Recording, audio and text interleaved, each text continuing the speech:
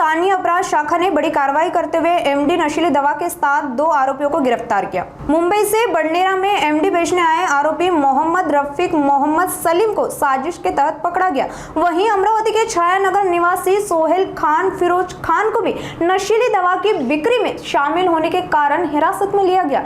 दोनों आरोपियों के पास से कुल 76 ग्राम एमडी नशीली दवा जब्त की गई। पुलिस ने बताया कि इस मामले में और भी कई नाम सामने आ सकते हैं और इससे बड़ा नशीली दवा रैकेट उजागर होने की संभावना है। कुछ दिन पहले नागपुरी गेट थाना क्षेत्र के सुकली इलाके में भी अपराध शाखा ने करोड़ों रुपए मूल्य की एमडी जब्त की थी और प्राथमिक जांच में सुकली के मामले और अमरावती की कार्रवाई के आरोपियों के बीच संभावित संबंध नजर आ रहे हैं। पुलिस निरीक्षक संदीप चौहान ने बताया कि सुकली की कार्रवाई की गहन जांच जारी है और जल्द ही सभी आरोपियों को गिरफ्तार किया जाएगा। उन्होंने यह भी आश्वासन दिया कि अमरावती शहर को जल्द ही नशीली दवाओं से मुक्त कराने के लिए पुलिस प्रयासरत है। गुन्हे शाखेच्या पथकाला एक खात्रीशीर बातमी मिळाली होती की एक इसम आहे मोहम्मद रफीक मोहम्मद सलीम, हा अंधेरी वेस्ट मुंबई इथून येथे राहतो आणि तो इथल्या काही लोकांना एमडी विक्री करण्याच्या उद्देशाने येत आहे अशी खात्रीशीर बातमी मिळाल्याने आम्ही तो सापळा लावून होतो।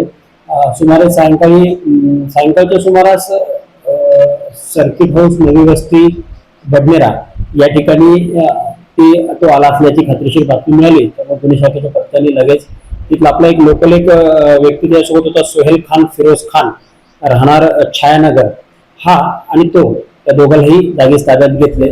पंच आणि राजपत्रित अधिकारी यांच्या समक्ष त्या दोघांची झडती घेतली असता जो मुंबईचा इसम होता मोहम्मद रफीक मोहम्मद सलीम त्याच्या ताब्यातून सुमारे 76 ग्राम एमडी ही आम्हाला रिकव्हर करता आली।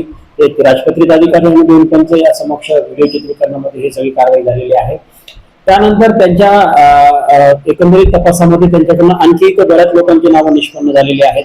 त्या अनुषंगाने गुन्हे शाखेचे एक पथक तपास करत आहे।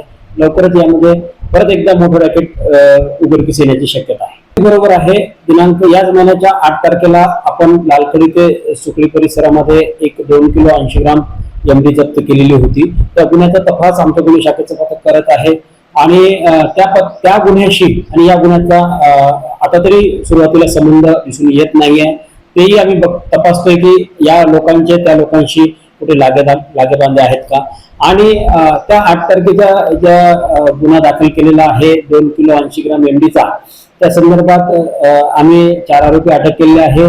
त्याच्यामध्ये आणखी एका आरोपीच्या पोझिशन मधून त्याच्या घरातून आपल्याला 62 ग्राम एमडी मिळालेली आहे आणि इतर आरोपीच्या शोधावर आमचे गुन्हे शाखेचे वेगवेगळे पथक तपास करत आहे। लवकरच या गुन्ह्यातले उर्वरित 6-7 आरोपी आहेत, आणखी काही आरोपी याच्यामध्ये निष्पन्न झालेले आहेत। असे सर्व अटक करून अमरावती शहर लवकरच आम्ही ड्रग फ्री करण्याच्या विचारात आहे।